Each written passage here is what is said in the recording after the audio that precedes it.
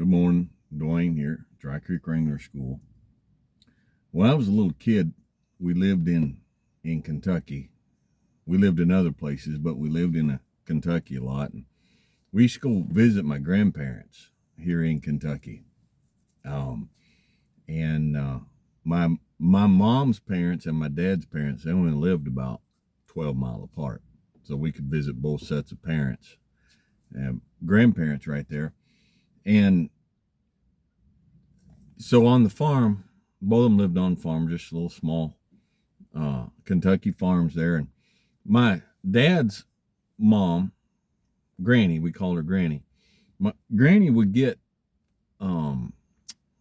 layer eggs and have them in the living room, and she'd have a big cardboard box with shavings in the bottom and a heat lamp. And I think it started out, she'd have like an incubator, but she'd have the eggs. So she'd get an early start on hatching out chickens. And we'd come through the living room, and you remember that it was just a large, spacious living room and a linoleum floor, and we'd come through and check those eggs, and we'd check the eggs. And after a while, one would start moving a little bit, and you look, and there'd be a little flake would start, and that first little baby chick would start finding its way out. Well, there was a hard and fast rule: when they started hatching, you didn't touch them, and it was hard not to touch them. You wanted to reach out and just take a fingernail, because it's struggling, it's cracking it and struggling. It'd take a while. It'd take quite a while for that chick to make it out. And you want to flick that little shell back and just kind of help and kind of help, but it was hard and fast. You didn't do that. You let it make its way out, because if you helped that baby chick out of the egg, it would die. It wouldn't survive. The struggle to get out of the egg is what got its blood flowing. It's what got its muscles working. It's what it would have the strength then to continue on. But if you peeled the egg away from it, it'd likely just die. Kind of the same idea. Just before we left Bandera on the ranch down there was a paint mare that'd come in, and the fellow who was riding that paint mare, he told me one day, he said, "Man, I've got to figure something else about her feed. She just fat. She just keeps getting fatter, big old belly, and I keep cutting her feed down." And I looked at her and checked a couple things. I said, "Have you had her preg tested?" And he looked at me kind of shocked, and I said, "Hoss, I don't think she's fat. I think she's pregnant." They had got her in off of another deal like just 7 months before. Gestation period on a horse is 11 months. And he said, I didn't even think about that. Well, they had a vet out.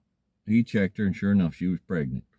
So they put her in a separate pen, and then one morning, one day we went out there, and there was a brand new baby. It just hit the ground.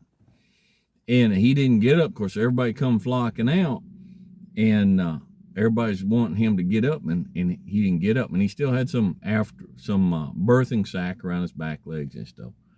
And they're like, "We should go in and help him." I'm like, "No, you don't help him. You leave him be."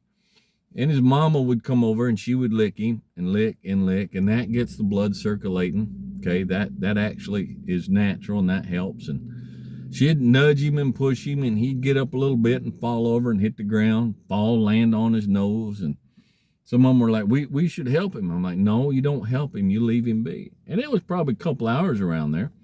And he finally got up, stand there shaking, and wobbling and weaving. But after a little bit, and man, it wasn't no time, and he was just bouncing and hopping and bucking and kicking and running around there. Just 2 or 3 days, and he was just like most stud colts. He was just the healthiest, obnoxious little fart you ever seen.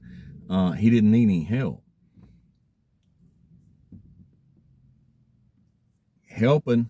Sometimes helping is the biggest detriment you can do to somebody.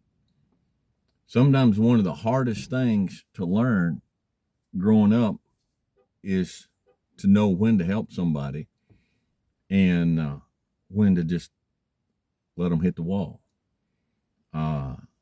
Sometimes helping people it's not helping them. Sometimes kindness, gentleness, support is the worst thing that a person can have. We gotta ask ourselves, am I helping this person? Am I trying to help this person or this animal because they need the help?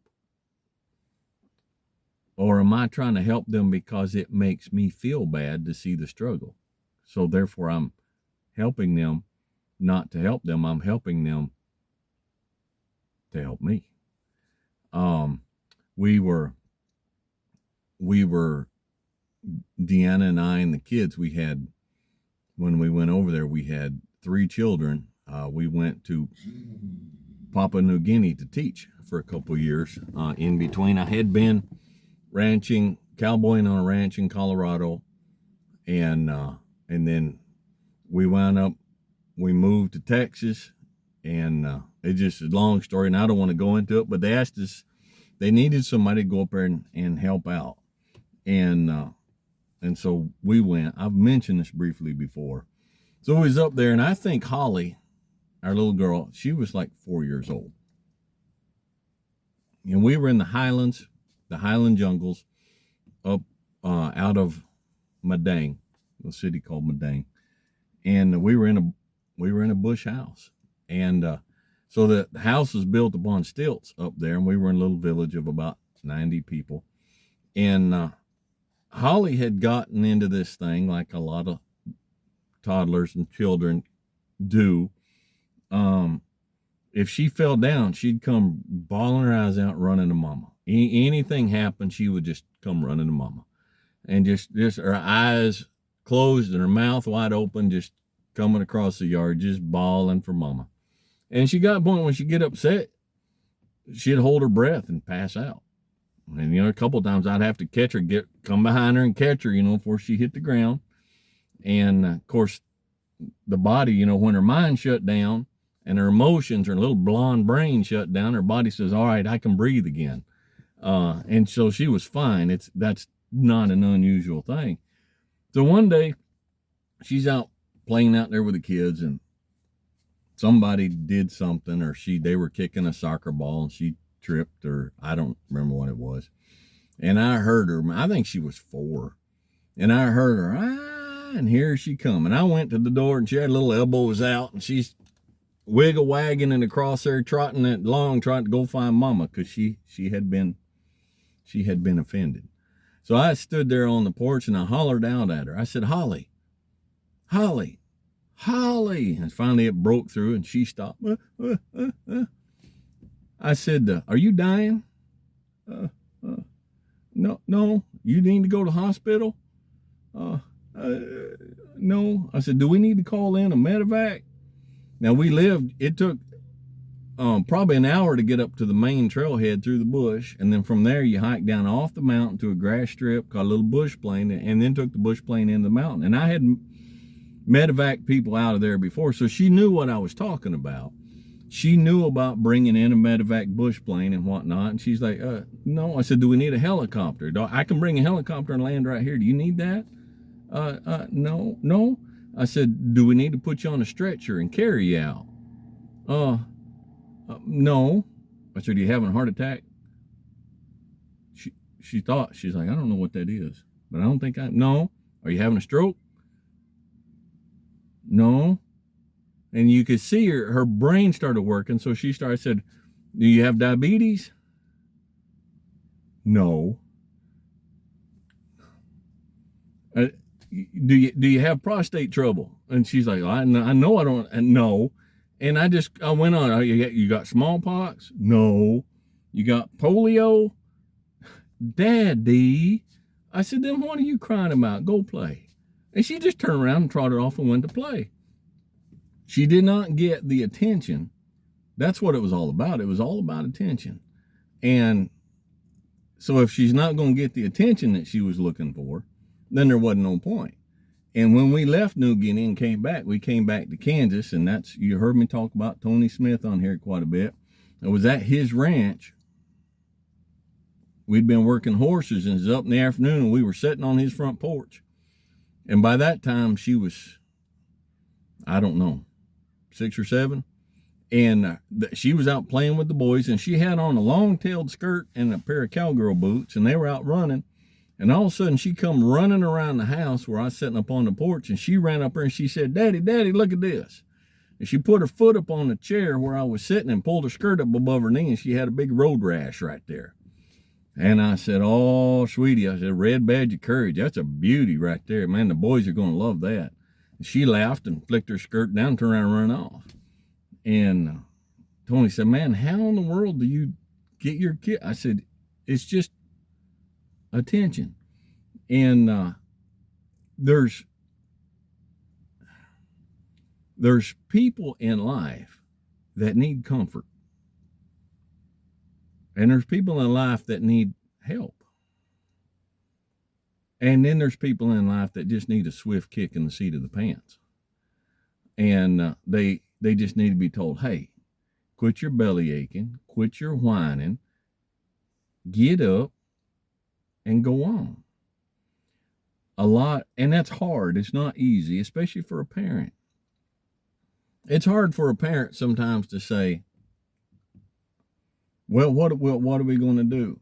You know, what's the best thing? You know, you can imagine two parents talking about a child that's not traveling down the road of life in a steady manner. And it's like, we've told them and we've told them and we've tried to help. We've done this. What are we going to do? Well, we're going to let them hit the wall. And we don't want them to hit the wall. And we want to do anything we can to keep them from hitting the wall. But they won't listen.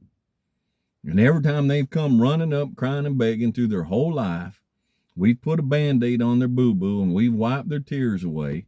And now they expect it. They expect anytime they get a boo-boo, somebody's got to be there with a Mickey Mouse Band-Aid and to wipe their tear away, and then give them a popsicle from the fridge to make them feel better. And they expect that from life. And now they can't just cowboy up and move on. And which would be our fault for letting them get to that point. The reality of life is sometimes you have to let someone hit the wall, because that's the only way they're going to learn. That's the only way they're going to figure it out. And the reason we won't do that a lot of times is not because of a deep, abiding concern about their well-being. And on the surface, it's there. I'm not denying it's there. We do care about their well-being. But the problem is, we want to fix it. We want to fix it. We want to stop the wreck. We want to help them. We want to make it better. It makes us feel bad to see the bad thing fixing to happen. So if we're not careful without realizing it, we will fix something that we don't need to fix in order to make us feel better. Or because we don't have the courage to be the kind of parent that needs to be, because other parents around us may look at us and say, "Man, that is an unfeeling, uncaring, unloving parent." Well, you got to set that aside. Or we won't let it happen because we don't want our child to think bad of us. Listen, if you don't have the courage to be the bad guy with your child when it's time to be the bad guy, sometimes you have to be the bad guy. They have to get, you got to let them get mad. You got to let them get offended. You got to let them hit the wall. If you never take the training wheels off the bike, the child will never learn to ride the bike. They have to take the chance of falling down and skinning up their knees, or they're not going to learn to ride the bike. And that just grows exponentially as they get older. Eventually, you got to let go. You got to let go. And it's like that with friends. It's like that with family members. It's like that with just, it's humanity. It's humanity. Some people don't need help. Some people need people to stop helping them. They ain't never going to be worth a hill of beans, ain't ever going to be worth nothing until people stop helping them. I mean, we have a welfare society today, and if it isn't the government welfare, it's the church welfare, it's the people welfare, and some people need welfare. Some people need assistance, okay? I'm not totally, but it's, a lot of people don't. A lot of people, they just need to suck it up. But why will they if somebody's always going to be there to pick them up and brush them off? I fall down, 4-year-old falls down, they don't even have to get up. Mama will pick them up and brush them off and give them a popsicle. And so it's to the point that people fall down and it's like, look, get up. All right, get up. And if you get up, if you still need help, I'll help you. But, back in the day, you twist your ankle playing basketball in school and the coach says, walk it off. Walk it off, son. Walk it off. Now, I don't know how medically sound that was, and it may not have helped grow stronger ankles in life, but it helped grow stronger men. Now, they might have been men with weak ankles, but it helped grow stronger men and women. Get up and walk it off. And so I'm not talking to the people who are falling down today. I'm talking to those who are constantly there, making sure that they're there to pull apart that egg so that baby chick comes out of there weak and helpless, and never gets the strength, never gets the fire in the blood, never gets the muscle to do what needs to be done. That person who's always running out there as soon as that new foal is born and taking a towel and brushing them off and picking them up and standing them up. The first thing they know when they come into this world is there's somebody going to come out here and pick me up. Somebody's going to come out here and pick me up. Somebody's going to take care of me. I don't have to worry. I don't have to worry about coyotes getting me. I don't have to worry about dogs getting me. I don't have to worry about anything because somebody's going to pick me up. I don't have to get up and struggle and prepare to face life. Somebody's going to take care of it for me. And some of you got kids that from the time they were little bitty, every time they fell down and started crying, you rushed over to them. And now they're 16, 17 years old or 26, 27 years old, and they keep falling down in life, and you keep running over there, putting a Mickey Mouse Band-Aid on their kneecap, wiping their tear away, and giving them a popsicle. And so what you've got is a 30-year-old baby who cries anytime something in life goes sideways. And some of you are those babies, and now you're lost because now mama's gone. Because eventually mamas are always gone.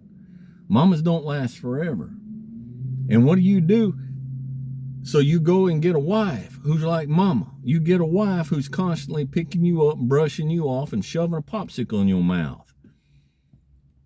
And we create these monsters, and these monsters destroy society and suck society dry. Okay? And it's our fault. It's our fault because we raise them.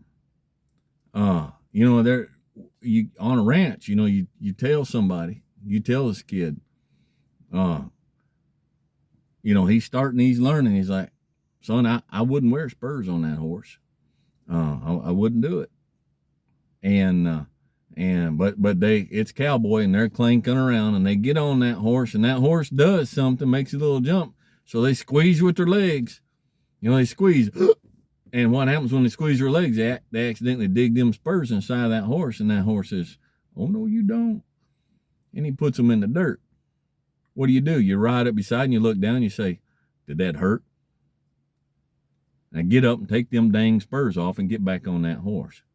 Now, one of two things happen. You're going to make a hand out of that kid, or he's going to go home and get out of your way. But you don't create a monster. You don't create the monster. And there ain't no monster out there like a squishy baby crying monster that we created. Stop giving your kid everything. All right? Stop giving them everything. Make them work for it. Make them earn it. make them appreciate it, and make them pay the consequences for their actions. There's going to come a time when the boss down at work, or the policeman sitting on the side of the road, the judge that's behind the bench, he's going to be the one to teach your poor baby the reality of the consequences of decisions, cause and effect, because you never did. You were the source of the Mickey Mouse Band-Aid and the lollipop in the mouth. It's easier if you teach them the harsh realities of life in a controlled manner, in a controlled way, with love and understanding, while they're in your care, than it is for them to learn it from somebody out there who don't care. They just want them to stop getting in their way, and they want to stop carrying them. Okay? So, love is love, but sometimes love needs to be tough love. And sometimes if it ain't tough love, it ain't love at all. All right? So, let's see, what do we got here? Charter Oak, Connecticut shade, and 6x60. Good morning. A good morning smoke here. And so hope you guys have a good day, and we'll catch y'all next time.